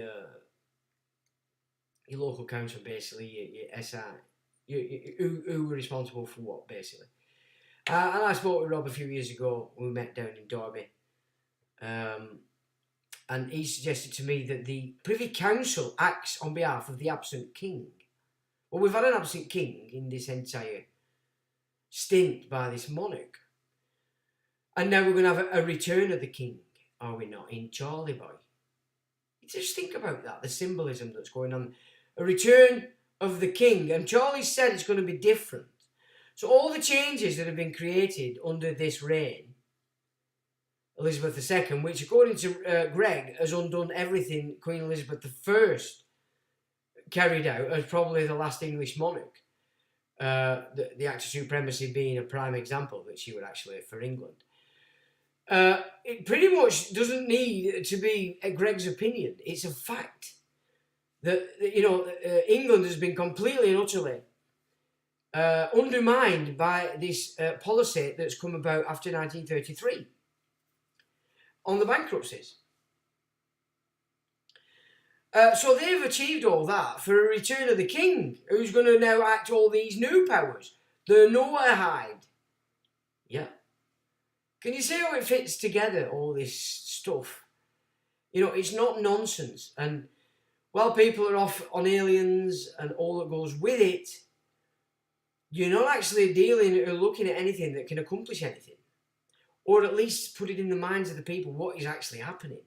Because it's all diversion off the reality of this shift off the fear into the internet realm and this shift ultimately into the no-hide system of law, under which everybody's going to be deemed idolaters, even the Muslims. But then it's the Chinese that are going to be dealing with the Muslims. If they can get the Muslims to do what the Islamists want, or the Kafirs amongst them. And instead of them obeying the Quran and its commands, they're off on this Sharia show, which doesn't incorporate the commands of the Quran. Because that's on them, as we've discussed, it's not on us. But I was thinking the other day, You know, you listen to these Islamists declaring they want Sharia in England. So, okay, let's have a look. Let's just say, for instance, everybody on England now, this is English natives, all of a sudden decided, okay, we'll all convert to Islam. We'll become Muslims. Muslims based on the Quran. Being England, everybody'd be reading it immediately. Yeah? Immediately. So within a month or so, we'd all conclude thus, that whoever these immigrants are, claiming to be Muslims, according to the Quran itself, aren't Muslims because they're not obeying the laws of the nation. And then the command in the Quran for that is that they all have to be killed. So it wouldn't be a good idea, would it, if all English here decided to be Muslim and started reading the Quran? Because you guys would be in a bit of a mess there. Because then you'd be dealing with Muslims and not this fantasy that the priesthood has got you on by obfuscating the Quran and having you submit to the Sharia instead of submitting to the Quran itself, which is what you're supposed to be doing. You know, these are not my opinions. This is me understanding what the Quran says. And if I can understand it, if everybody read it, they'd understand it also. So again, everything's fitting. So they want the Muslims to carry out a task in all the nations they are on behalf of the priesthood, which then will put them in the same position, yeah, under the Noahide, because they're classed as Gentiles. And the Noahide is for the Christians and the Muslims to obey, yeah. And as we've just seen looking at the talk, it is clear, and has always been clear, that these laws are for the Gentiles alone, and it is all about decapitation. That's what it's all about. That's where they're at with it. Not because I'm saying it, but because that's the reality. And of course, we have to remember we're dealing with those who say they're Jews, or claim to be Jews, but not. Is anybody going to argue that point? I don't think so. So, rather interesting bit of data there. What else did I have? Oh, we didn't do the Culpepper's last week, did we? I forgot. Let me just see if I have anything else that I wanted to have a shufty at. This is an interesting one. Because I wrote a piece on this badger cult in October 2015. And I presented my thoughts on the idea shamanically that in culling the badger, far from it being anything to do with TB and farming, it was all about removing the aggressive fighting nature of the badger on our land, which of course we're all connected to on this land. And, symbolically, from a shamanic perspective, that's exactly what's going on. Now, I did find another recent report that says and states that the government have actually now admitted using bogus data in the route over the badger cult study. Yeah, so they're now actually admitting that it were all based on bullshit. So again, I would say that this culling of our wildlife, if you look at it from a shamanic perspective, isn't what you think it is. It really isn't what you think it is at all. And it's not meant to be. Really. Oh, I've lost that. I don't know why. There must be an issue I need to deal with inside the Streamlabs. And it's probably more than likely that there's something I'm not doing, where it'll carry on when I just go through my browser. It'll come up and I can give it to you. Because it just doesn't seem to be doing it for some reason. It's probably on me. So this is another from the Canary. As I've said, they are left-wing, but they do come up with some amazing investigative journalism. If you just keep in mind that they are left-wing and acknowledge that, some of the reports are exceptionally good. It just says an explosive study came out in March. It found that killing badgers hasn't meaningfully assisted in the lowering bovine TB rates in cows. Well, it won't do because they've been issued to them through the vaccines, through DEFRA. However, successive Conservative governments have greenlit massacre of around 175,000 badgers since 2013 on this very basis. The Department of Environment, Farming and Rural Affairs, DEFRA, responded quickly and furiously to the study. It accused the study authors of all manner of wrongdoing, including manipulating data. But it turns out that the data DEFRA used to counter the study's findings was itself flawed. Conservation ecologist Tom Langdon, veterinary and prion group director Ian McGill, and Born Free's head of policy and veterinarian Mark Jones carried out the study. They have consistently opposed the cult on ethical, scientific and ecological grounds. Langton is engaged in legal action regarding the government's legal duty to consider biodiversity, conservation in its badger killing policy. The case is now at the Court of Appeal, with hearing scheduled for the 26th and 27th of July. And this is back in... No, this is now. 16th of May. This. So we're on. Let's hope that works. Langton explained to the Courier that at the time the statistics showed a levelling off and decreasing TB rates across much of the HRA over the last decade or so. However, the study indicated this pattern endured regardless of when each country introduced badger killing. Instead of badger killing, it pointed to cow-focused measures such as TB testing. So you can see they've set the cow up again. They're so obsessed with getting people off red meat, it's ridiculous. And the baby boomers generation just can't see what they're actually doing. I mean, not all, of course, when I say that, but the majority. That's what's moving this fantasy. And a lot of the Generation X as well, who have just become complete nutjobs, really. So there we go. It's not working. It never did work. So obviously, this move they had going against the old badger has nothing to do at all with TB in the cows. So yeah, I'm disgusted with what they've done with that. It's just absolutely outrageous, in all truth. Our biosystem on England has been going for a long time. Why would you change it? It works, and the badger is there to serve a purpose. Remove the badger, and the knock-on effect is it'll affect another, and something else, and something else. So it's quite outrageous that they've actually killed so many. 175,000, that's outrageous. What are you lot saying then? What do I know, Joe Dando? Yeah, I did look at it, and what it appeared is that a fella that she were living with were part of a ring, a powerful one. The last show she did, she was talking about this particular subject, and the image of a man came up for her to see who had already threatened her because they knew that she'd found out. And she was horrified. And if you saw that, you can see that she was absolutely went cold with horror. And the next thing we know, she's been popped off. So it would appear she realised her partner was a raging paedophile running or part of an exceptionally powerful paedophile ring. And they played a very naughty and horrendous game on her while she was live on air. Just to show them, like, you don't mess with us kind of thing. We're powerful people. So that's what I know and remember from that time. Extremely suspicious. But the paedophile ring information is sound.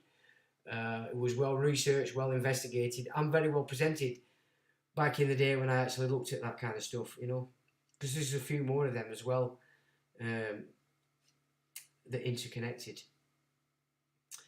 Fitted up the wrong man though. Of course, they always do that. That's part and parcel of the game. And in some cases, the men that are fitted up don't necessarily serve prison. They're men who are going to kill their persona and form a new one, usually working for Intel in some way. And you've got to keep that in mind as well, That does happen. Epstein's not dead, in my opinion. But obviously they can't use him anymore because it becomes so compromised.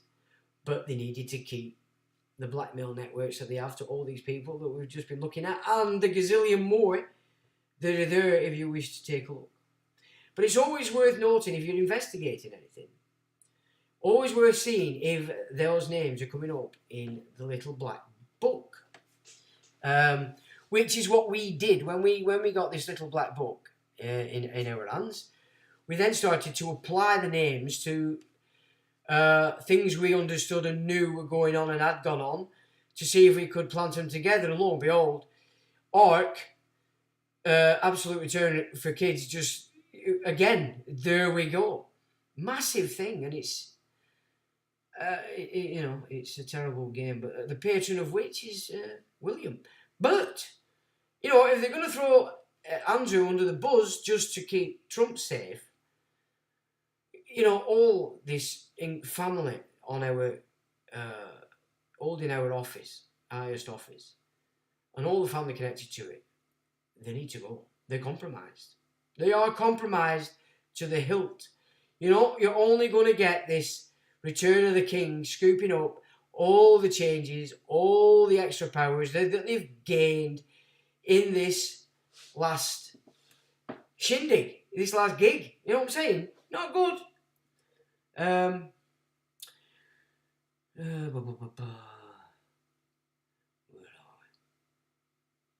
They freed him and dropped it. Did they free him? Well, they will have to do. But obviously, public opinion, when it gets excited, they have to go through emotion until it's satisfied, and you're on to the next load of nonsense coming from the media and the TV. Many early teen boys go missing in Australia. Lots of Aboriginal boys. Well, that's another reason why I think they're bringing a lot of immigrants over here as well, because so it's easier to, especially the illegals, it's easier to get hold of the children. And I've said this before, you know, look at any of these wars that have gone on that we do know about. World War I, World War II. Great swathes of children disappear. And then they use them to create this fake reset in somewhere else. And Australia is a major contingent in that game, a recipient of in the years gone by to fill it. And then, like you said, with the Aborigines and then like the Native Americans in America and Canada. You know, this is what they do. And of course, if we can get their way in Blighty in America, us white honkies are going to become the indigenous populations that this shit's carried out to. Yeah, you know, this is the crack. This is where it's going. Because they don't change type. This system they've used all the time. They always use because it works. And it's working just the same here.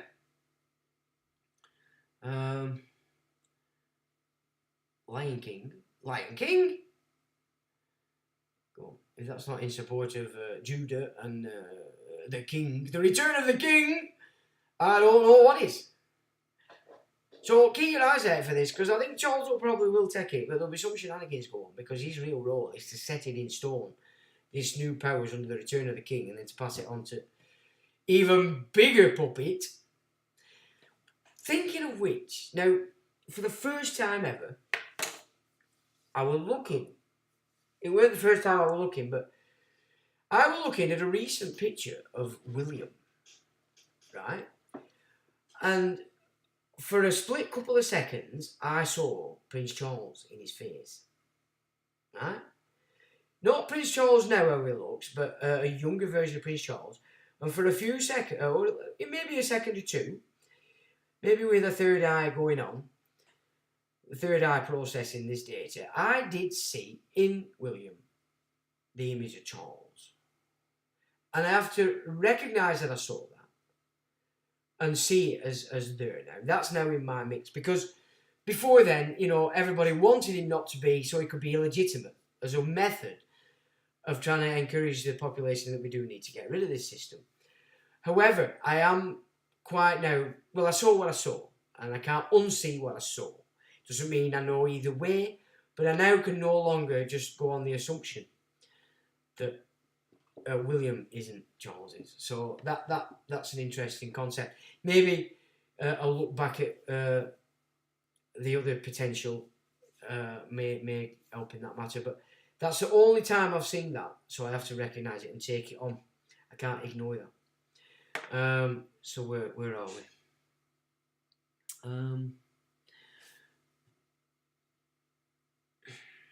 You grew up in Adelaide, and teen boys were kidnapped and raped by the family. Yeah, the family.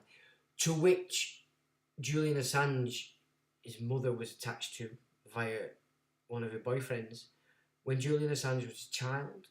I have a report on the website about it. this family, they had all the kids they seem to have had white hair, as did Julian. So there's a lot more to that than meets the eye. There's a potential there. Julian Assange hasn't spent a day in prison unless he were meeting somebody to keep up the shenanigans, or they needed a few photographs of the pool boy. So you need to keep an open mind on that, because with Julian Assange, he could be setting precedents, frightening people off from releasing what they know. There are a lot of shenanigans with Julian Assange back in the day when WikiLeaks, basically they all fell out because of the direction Julian wanted to go. As it went, it did go that way. So you really do have to keep an open mind. So I'm glad you've mentioned the family. Cheers for that, Gary. Nothing ever gets done. It doesn't matter, because of course it's so big, so endemic in all our institutions now, through the secret society, personnel being in control of all our offices, and then it's corporate minions beneath them that don't even know what the civil law is that they're supposed to be operating under, because the corporate now, they're all operating under policy, which is bankrupt policy, so that they can accrue the most money they can off us to pay this debt of this bankrupt government, which should be folded. It should be folded like any bankrupt entity. And the nation goes back to the realm instantaneously. English law. That's what should be happening in the normal way of things when things go bankrupt. Where are we there? You can still hear, that's good. More will see the game as time goes on. The people are all the way. Moderna just announced that they're throwing away a gazillion vaccines because nobody wants them. So, it's obviously something's changed in the minds of the masses. Unfortunately, a lot of them have actually, gone along with quite a bit of it, and maybe have done themselves a bit of damage in the meantime. But if they're waking up. That's got to be a good thing. More will see that. There's only one way to restore God's law, and it'll get messy. No, the way to restore it, or is just ensure you're operating within it, which isn't the Old Testament laws. That's the laws of man. The man that we know came and reinforced the real law, and basically you can get down to the premise of, don't take upon yourself anything that's garbage. Or you're in the world. And if you're looking for a kingdom of your creator or your source, it ain't here. This is not where you're going to find it. You'll find it by following the impulses that come from within. For that is where the kingdom of his Father was. Not in the Vatican.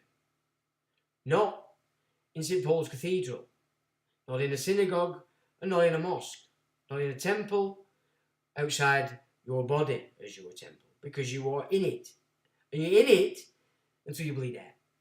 So you've got to go one day. Nobody gets out of it alive, but right now you're in it. You're in it. Keep it in good order as long as you can.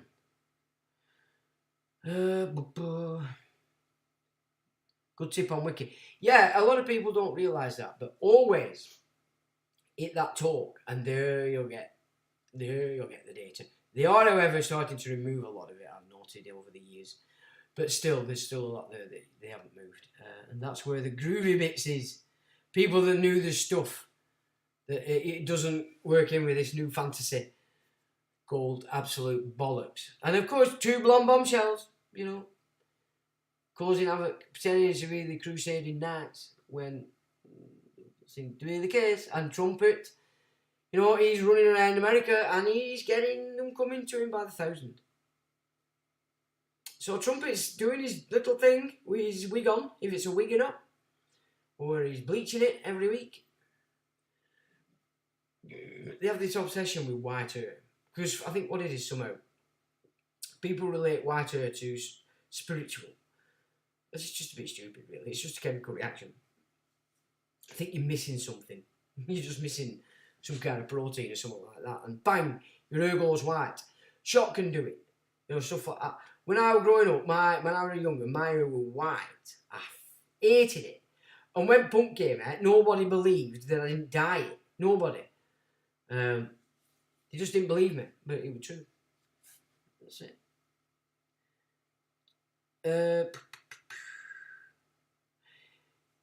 Yeah, people do. It's not all fighting back. It's just to say no and mean it.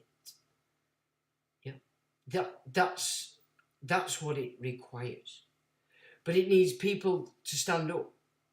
You know, because people always need to follow a light or something. And you know, if you're just doing your bit, whatever your position, it encourages others to stop being obedient slaves and to start thinking, you know, and moving and doing things. But I still know they won't win. People will fight back. Well, honestly, when you start to absorb a lot of the connections that Jason puts together in his work, it's probably the wrong way to look at it. I would suggest. I mean, I'm still of the mind, and I've always been, that we're living in a holographic simulacrum, as he would call it, a copy of an original. Yeah. So whatever this is, it's just a holographic mechanic. And I mean, I've had experiences back in the day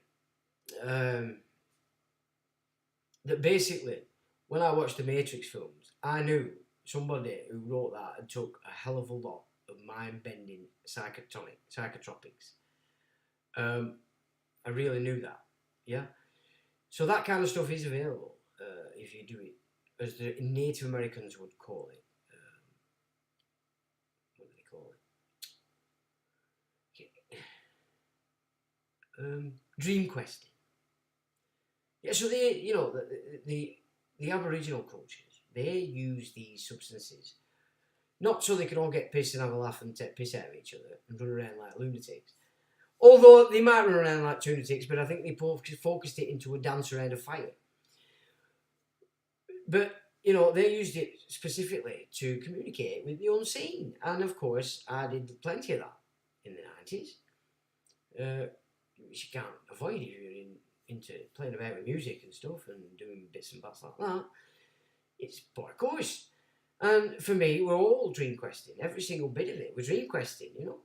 It were amazing stuff. And some of the experiences I had then work in sync with this holographic universe, and that we're all basically operating outside of a source place, but as an avatar in this place. And that avatar is, okay, this is this biological system, which to us being in it, we feel everything.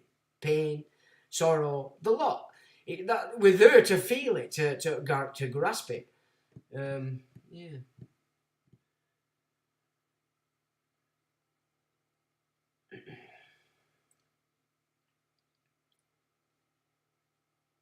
Struggling with the staying focused. Well, it is difficult, but you can help yourself there by not watching the TV, not listening to the media, and get into nature and just listen to nature.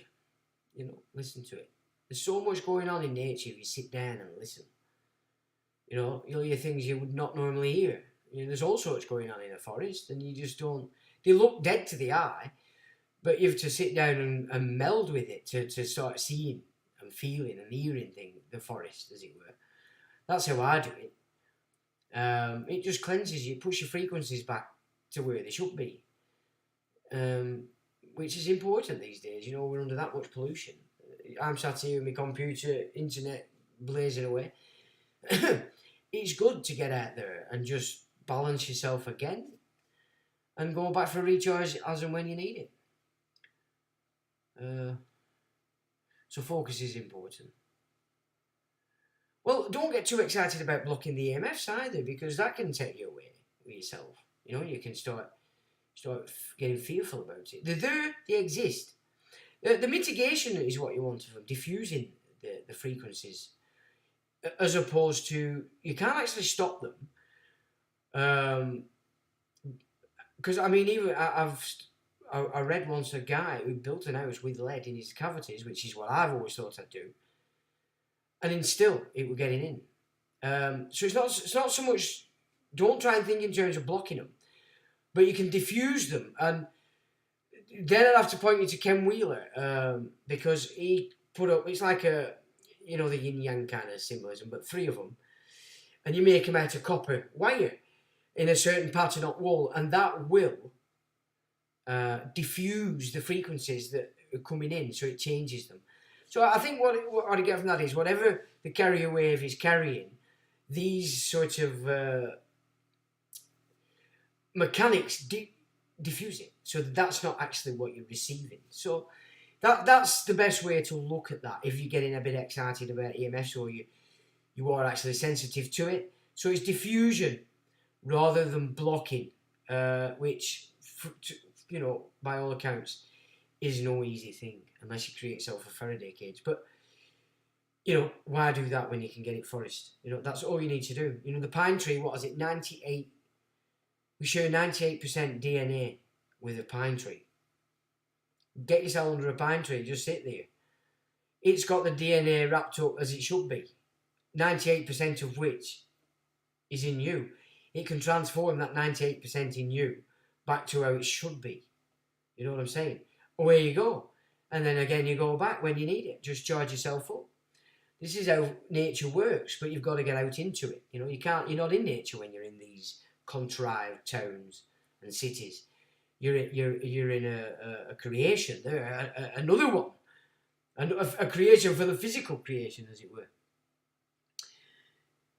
Your mum can't walk 10 feet without being out of breath 3 times in hospital since November. Just out again a week ago. Oxygen.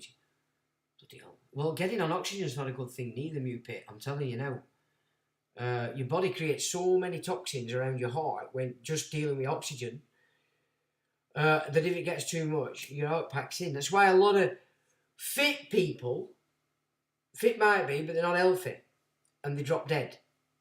Just heart attacks. That's what's going on there. It's the not getting rid of the toxins that the body creates in converting oxygen. So that's another one to think. Yeah, 10 feet, yeah, that's...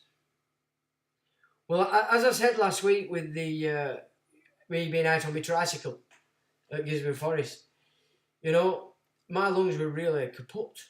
It was ridiculous. I was quite worried. And then all of a sudden, I realised that I didn't have an issue with my lungs. They'd just gone pop, and they expand. It were, but I'll tell you what I did notice. It was because your lungs are made up of your right lung's 3 parts, I think. Your left lung's 2 parts.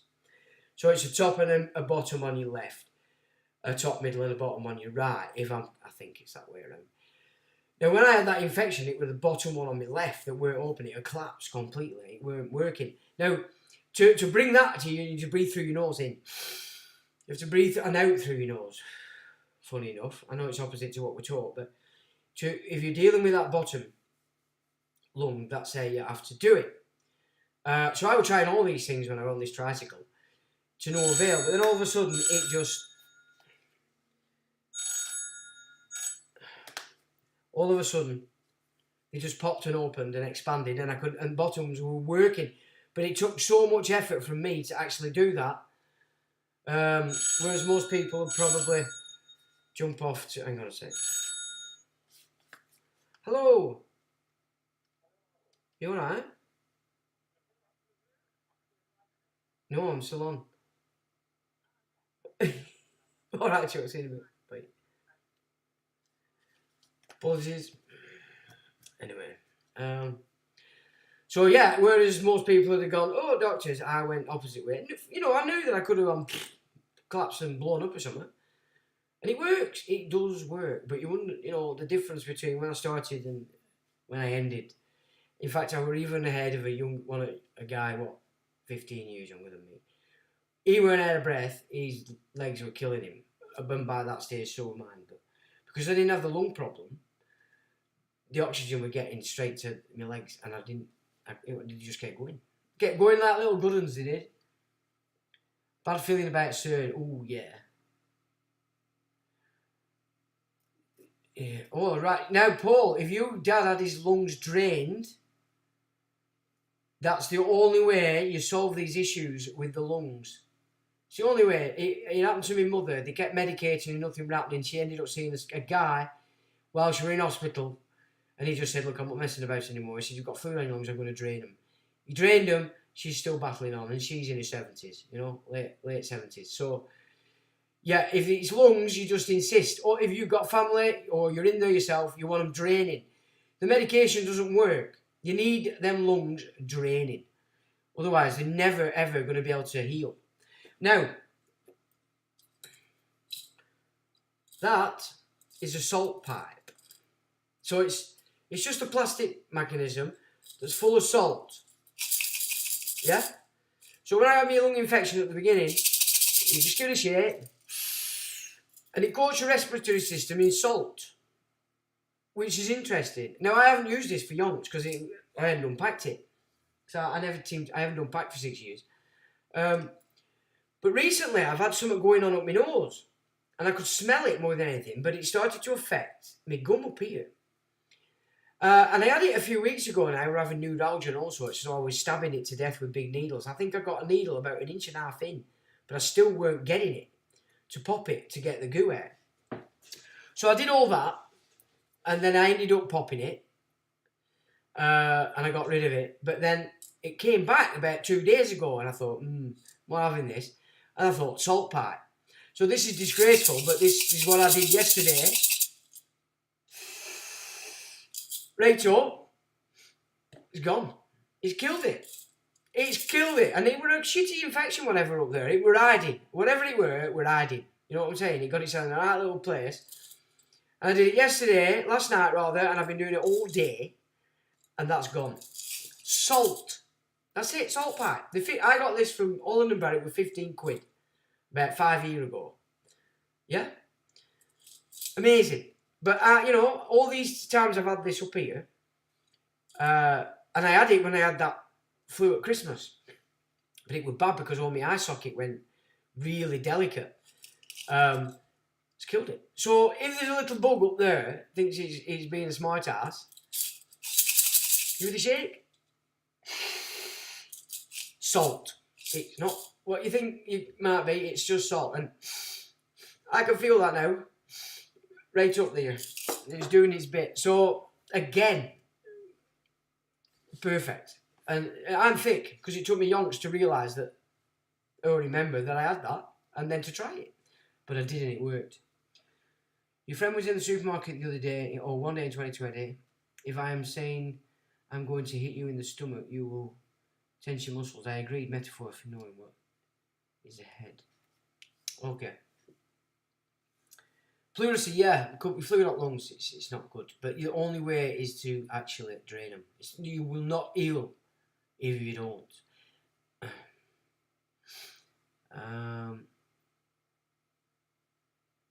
But CERN's not good. No, it doesn't matter what it is. We know that it ain't good, is it? And it's under Switzerland. I think the Swiss needs to start thinking a bit like, what the hell's going on in our country? You know what I'm saying? A bit like the English should think, what the hell's going on in our country? What the hell is going on in our country? Yeah, they are pushing for a kick-off, yeah. And as I said to you, I witnessed that guy throwing a curse, and then the day after, all hell broke loose. Nobody will tell me that weren't a direct result of the curse. Of course it was.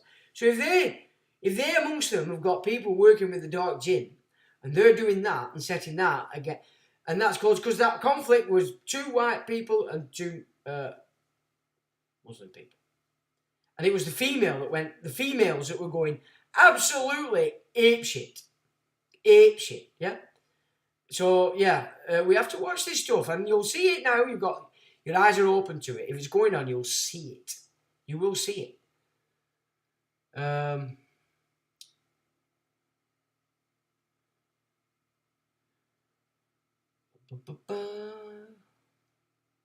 Cobalt nukes.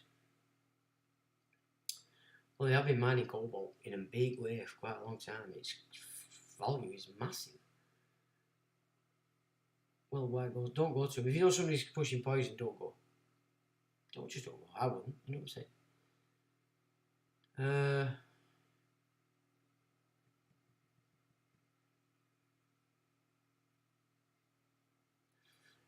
So you feel like you're being it. Well, I wouldn't like to be in a city these days, I'll tell you that now. I don't like cities at best of times, but I really wouldn't like to be in one now. Although I were in London the other week, and it weren't too bad. We're alright, to be honest. It's taking your spirit. Well, they're not killing no ones, are they? People are doing it themselves. Let's give them that, at least. It's because that is the fact of the matter. You know, numpties have run up on telly and said, oh, yeah, you must do this, and everyone's gone, alright then. You know, it's but you've got to see it as it is, and people are doing it all by themselves, and they are. Right, I'll tell you what I'm going to do now, because there's quite a bit there to... Is it in South Australia? Well, according to the North Welsh, the mushrooms in Lancashire are a lot better than theirs. So yeah. No, I haven't done a Dream Quest for a long time. Oof, a long time. I did have a bash at DMT, but I didn't like it. It was shit. It was potent stuff, that. Ooh, oof. So I blocked it. I blocked it from doing it. I thought, I'm not doing this. But other than that, it's been a long time. My new bird. My new bird. On telephone. Thanks for... No, that were Australia calling that. That's why I had to answer it. It was just a local flea bag. I just shut it off, you know what I'm saying? Thanks for the info on the salt park. Oh, they're fantastic, honestly. They're amazing. It's like, you know what they used to say to you, go to seaside and get fresh air. They'll do it world of good. And it did. Well, you're basically doing exactly the same at home. You're forcing salt into your respiratory system. It also works for all allergies, hay fever, all them, because hay fever is actually some kind of monster living in your respiratory system. It's that's reacting to the pollen, not you. So the salt part kills that, you don't have a reaction. And that's all allergies, pets, the lot. Kills them all. Right, I'm going to do, because we didn't do the cold pepper last week, and I think I were a bit naughty, but I were absolutely dying after my tricycle adventure. So, the next one in our series, Cold Pepper's English Physician, is the common alder tree. It says description. It groweth to a reasonable height and spreads much if it likes the place. It is generally so well known unto the country people that I conceive it needless to tell them that which is no news. Place and time. It delighteth to grow in moist woods and watery places, flowering in April or May and yielding the seed in September. Government and use. It is a tree under the dominion of Venus and of some watery sign or other, I suppose Pisces, and therefore the decoction or distilled water of the leaves is excellent against burnings and inflammation, either with wounds or without, to bathe the place grieved with, and especially for the inflammation in the breast, which the vulgar call an ague, A-G-U-E. I'm probably being thick. If you cannot get the leaves, as in winter is it impossible, make use of the bark in the same manner. The leaves and bark of the alder tree are cooling, drying, and binding. The fresh leaves laid upon swellings dissolveth them, and stayeth the inflammations. The leaves put under the bare feet, galled when travelling, are great refreshing to them. So put them in your feet if you're going on a long walk. Excellent. And said leaves gathered while the morning dew is on them, and brought into a chamber troubled with fleas, will gather them therein too, which being suddenly cast out will rid the chamber of those troublesome bedfellows. How about that?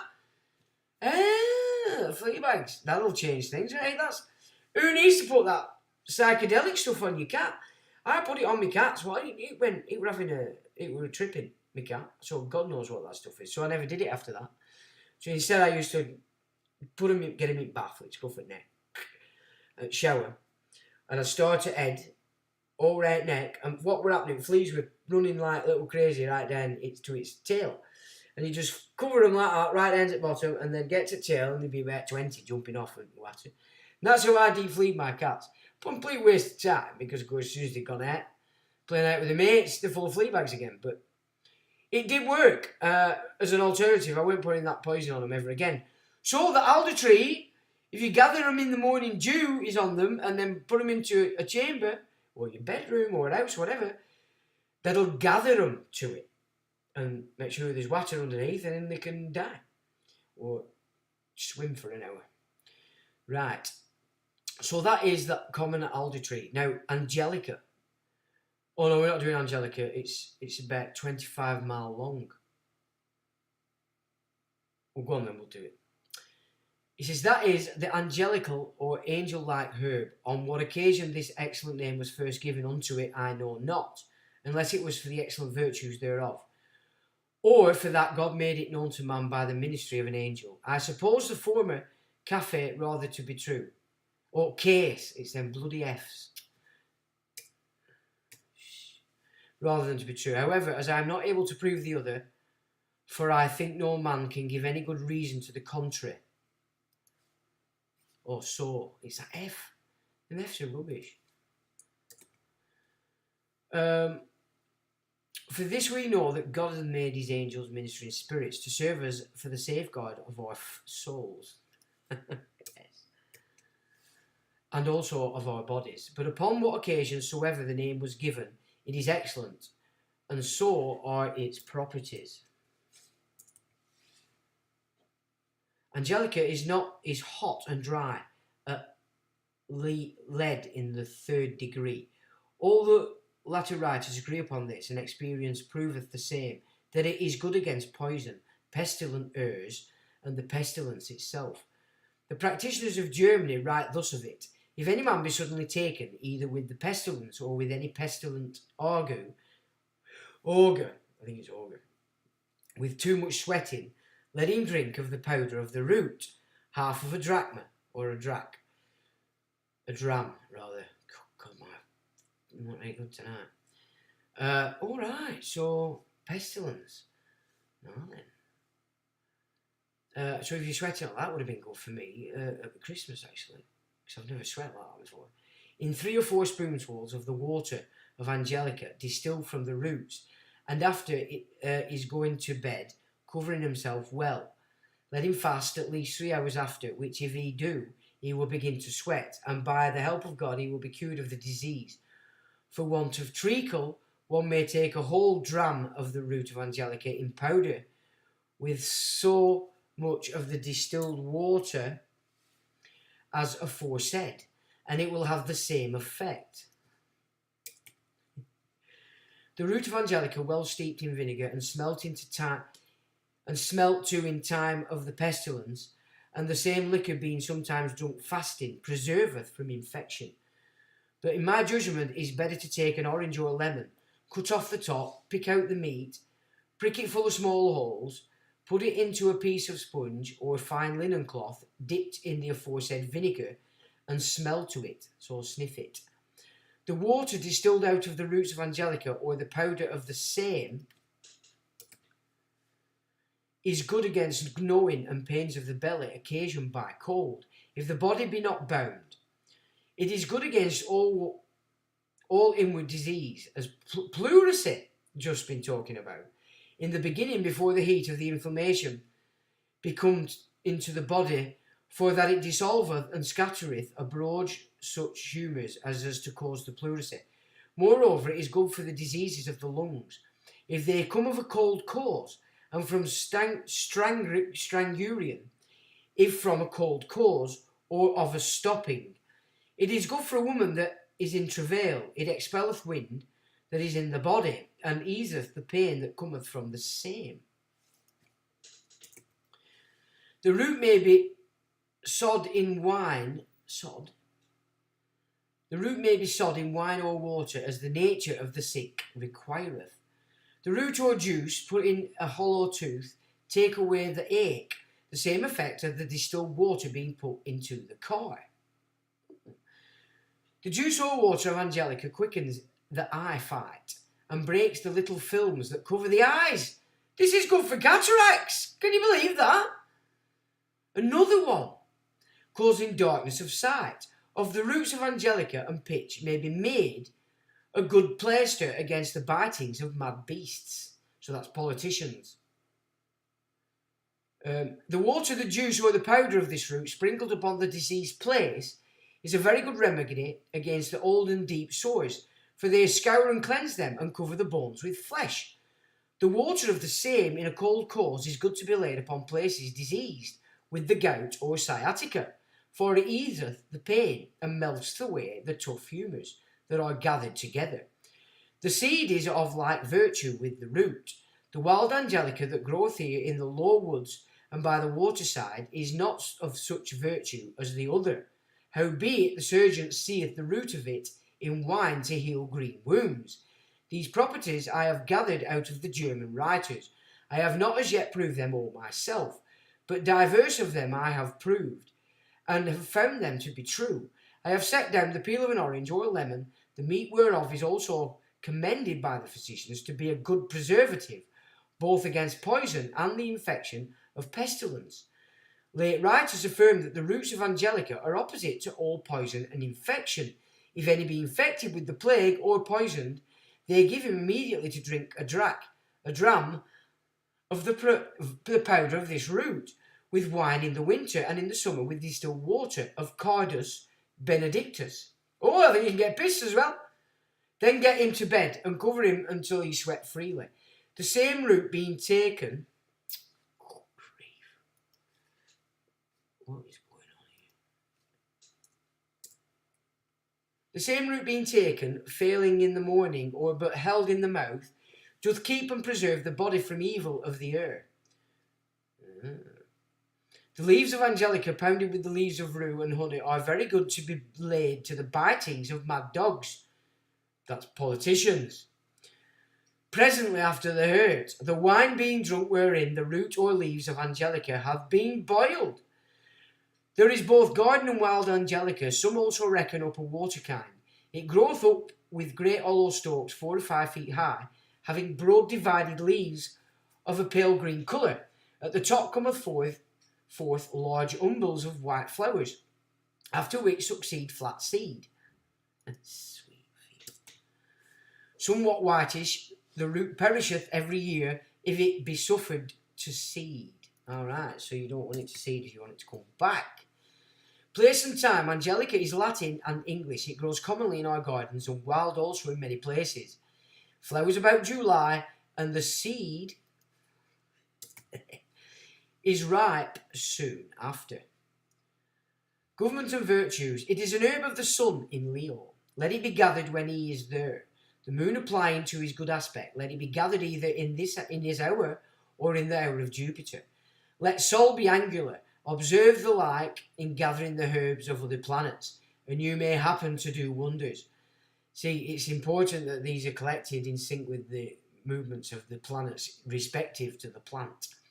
In all epidemical diseases caused by Saturn, this is as good a preservative as grows.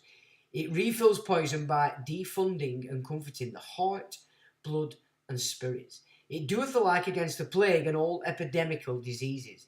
If the root be taken in powder to the weight of half a dram, it be at the time with good treacle in Cardun's water, and the party thereupon laid to sweat in his bed.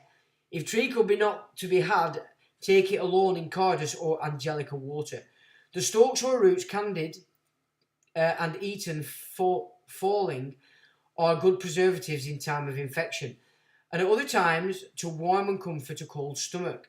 The root also steeped in vinegar, and a little of that vinegar taken sometimes fasting, and the root smelled unto, so you can sniff it, is good for the same purpose. A water distilled from the root, limply or steeped in wine and distilled in glass, is much more effectual than the water of the leaves, and this water drunk 2 or 3 spoonfuls at a time easeth all pains and torments coming of cold and wind. So as the body be not bound, and taken with some of the root in powder at the beginning, helpeth the pleurisy, is also all other diseases of the lungs and breasts, as coughs, pithsy, and shortness of breath. And the syrup of the stalks do the like. It helps pains of the colic and strangury, and flopping of the urine, procureth women's courses, and expelleth the afterbirth, openeth the stoppings of the liver and spleen. So again, it opens the bile ducts in the liver and the spleen, and briefly easeth and diffuseth all windness in inward swellings. The decoction drunk before the fit of an augur that may sweat, if possible before the fit comes on, will in 2 or 3 times rid it quite away. So is that epilepsy? It helps digestion and is a remedy for a sure fit. The juice or the water being dropped into eyes or ears helps dimness of sight and deafness. Bloody F again. The juice being put into hollow teeth easeth their pains. The roots in powder made up to a plaister with a little pitch and laid on the biting of a mad dog, a politician, excuse me, who's that gone? Or any other venomous creature, females, I'm only joking. Where are we now? Oh, right, stop it, little pillock. You're losing where you are. Creature doth wonderfully help. The juice or water dropped or tents wet therein and put into old filthy deep ulcers, or the powder of the root in want of either, doth cleanse and cause them to heal quickly. Excellent. Who needs antibiotics? By covering the naked bones with flesh, the distilled water applied to places pained with the gout or sciatica doth give a great deal of ease. The wild angelica is not too effectual or so effectual as the garden, although it may be safely used to all the purposes aforesaid. So that concludes our little shindig on the old Culpepers. Now then, I'll have a little look at what you're doing, and I'm going to leave you with a little bit of a... you might enjoy it. It's a bit of live. Somebody were asking me before if I was playing drums on some of the other tunes, and I thought, well, okay. This is something I did about 3 or 4 years ago in a studio. Just 3 of us jumped in a studio. I had a studio. Jumped in. We went through this tune in our, talking about it, and then we just hit it. Now, bear in mind, I hadn't played drums for like 5 or 6, maybe even longer years. None of us had ever played together apart from me and bass player. But it's just an interesting. I thought, so I'd leave you with that one, if it works, rather than just going on with intro. So with that, I will say, get your logos going. And till the next time.